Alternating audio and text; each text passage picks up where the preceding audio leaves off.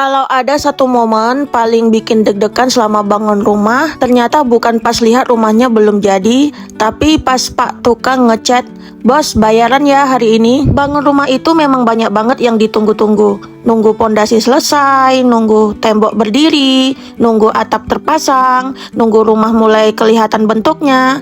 Tapi di balik semua itu, ada satu momen yang setiap datang rasanya campur aduk. Hari bayaran Pak Tukang. Entah kenapa, setiap mendekati hari bayaran, hati ini mulai deg-degan. Bukan karena nggak mau bayar Pak Tukang, justru kita tahu mereka sudah bekerja keras dari pagi sampai sore, panas-panasan, angkat material, pasang bata, cor, dan mengerjakan rumah ini sedikit demi sedikit. Makanya sebagai pemilik rumah, kita juga pengennya bayaran mereka lancar. Masalahnya, kadang uangnya juga harus diajak kompromi dulu.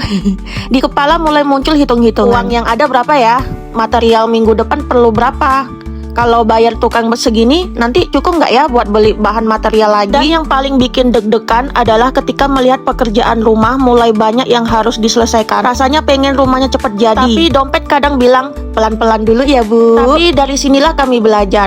Bangun rumah ternyata bukan cuma tentang menyusun bata menjadi dinding, tapi juga tentang belajar mengatur keuangan, belajar sabar, belajar menunda keinginan, dan belajar percaya bahwa semuanya akan selesai sedikit demi sedikit. Kadang kita melihat rumah orang lain yang sudah jadi, lalu dalam hati ngomong pengen juga rumah kita seperti itu, tapi kemudian sadar setiap rumah punya prosesnya masing-masing. Ada yang dibangun cepat, ada yang bertahap, ada yang langsung selesai, ada juga yang harus menunggu uang terkumpul dulu baru bisa lanjut lagi. Dan rumah kami mungkin termasuk yang harus menikmati proses itu. 1 minggu dibayar, pekerjaan lanjut, minggu berikutnya dihitung lagi, begitu terus. Sampai akhirnya nanti, semoga kita bisa berdiri di dalam rumah ini sambil melihat semua perjuangan yang pernah dilewati. Dan mungkin saat itu kita akan tersenyum sendiri, teringat bagaimana dulu setiap hari bayaran tukang selalu bikin deg-degan. Tapi ternyata deg-degan itu bagian dari perjuangan. Karena rumah ini bukan cuma dibangun dengan semen, pasir, bata, dan besi. Rumah ini juga dibangun dengan keringat, kesabaran, doa,